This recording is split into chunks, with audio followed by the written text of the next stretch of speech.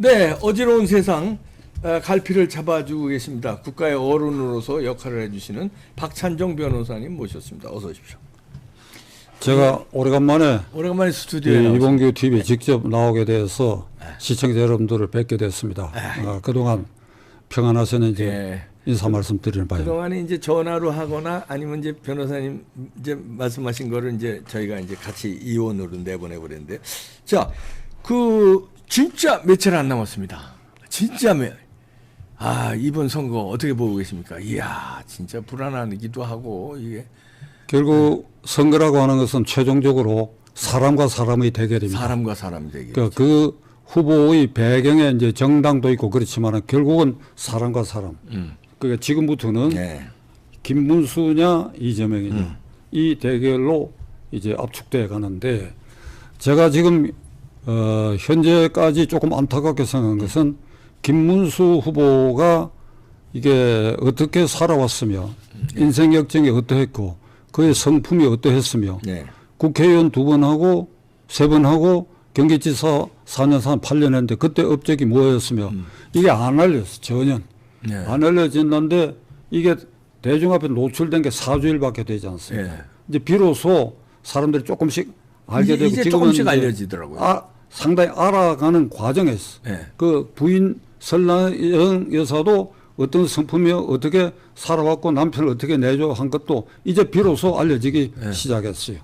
김문수 후보는 대학을 다니다가 이게 반정부 투쟁을 하면서 나는 평생 노동자로 살아야 되겠다 이래가지고 노동 현장에서 7개 이 직업의 면허를 획득했어요. 예를 들면 용접공이라든지 재단사라든지 아마 이런 일 것 같은데, 그러다가 이제 소련이 해체되는 걸 보고 이게 종북 주사파 세상에 와서는 안 되겠다. 이건 불가능하다.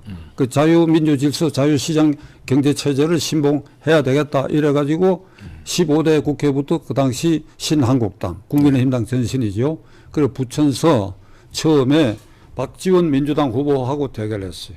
그 아주 치열한 다 지는 줄 알았죠 그때. 어려움을 뚫고 국회의원이 되고 이제 지사를 했는데, 그 특히 지사 시절의 업적이 어떤가 하는 게 전혀 안 알려져요.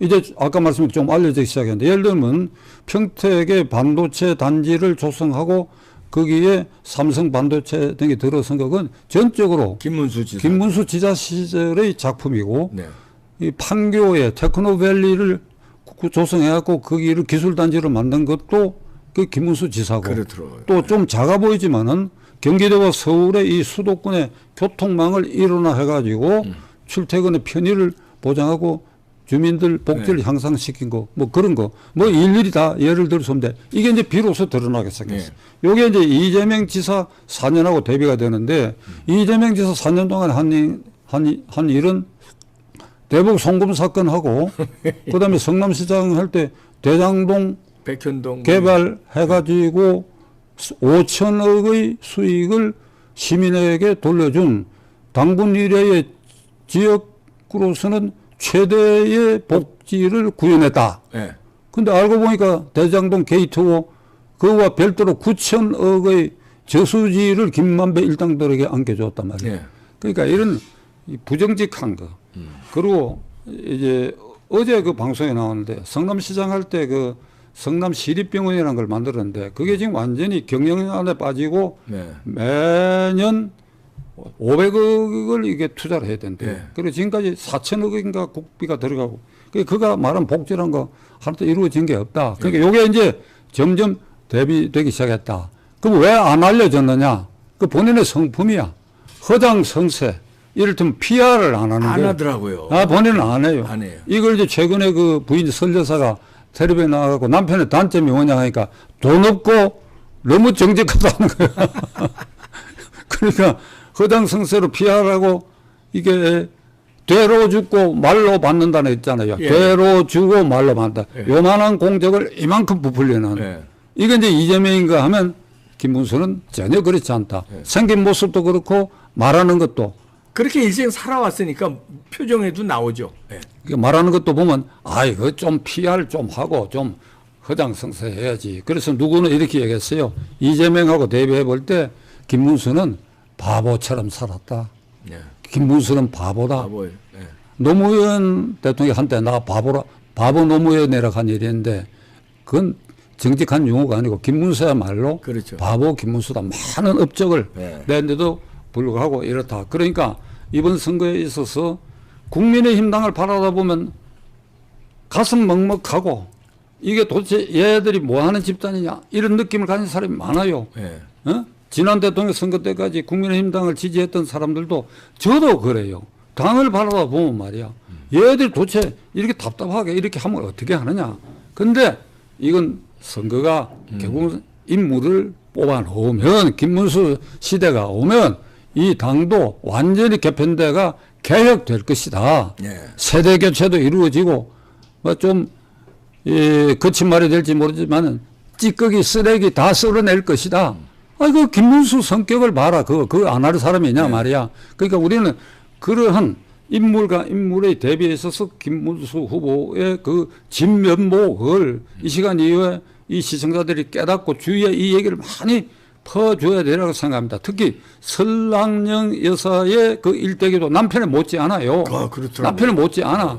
그것도 또 이재명 후보 부인 이 김여경 여사와 대비하면 하늘과 땅 차이야. 이제 이런 걸 되더만요. 예. 생각해서라도 이번에는 김문수다. 이런 마음을 다잡아 주시기를 바랍니다. 네.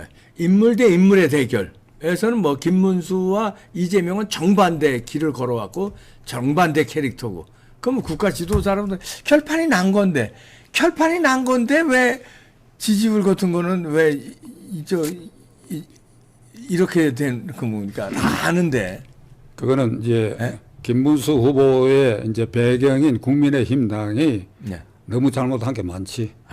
뭘 잘못했는지 구체적으로 내가 얘기하지 않겠습니다. 예. 그 짜증이나 예. 내가 이 부산 출신이지만은 예.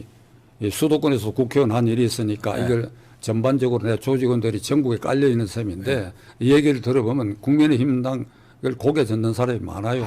그러니까 이번에는 국민의힘당을 심판하는 게 아니에요. 네, 그렇죠. 사람을 선택해가지고 그 사람이 네. 대통령감으로서 유효한 권력을 행사하고 그리고 국민의힘당 1호 당원이거든 자동적으로. 그렇죠. 그러니까 그 영향력으로 국민의힘당을 완전히 환골 탈퇴시키다. 네.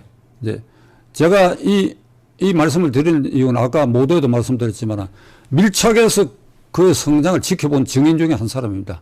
아, 그렇죠. 그래서 15대 국회의원 처음 입후보했을 때부터 저는 그 현장에 가서 그 선거운동을 도운 사람이에요. 그때부터 국회의원이 되고 또 한 번 되고 또 한 번 되고 그리고 지사 2번 하는 걸 가까이서 멀리서 지켜본 사람이에요. 그러니까 제가 감히 말씀드리는데 김문수 후보의 신원 보증을 하겠다. 신원 보증을. 예. 아, 예. 저도 보증합니다. 박찬정 변호사님이셨습니다. 감사합니다.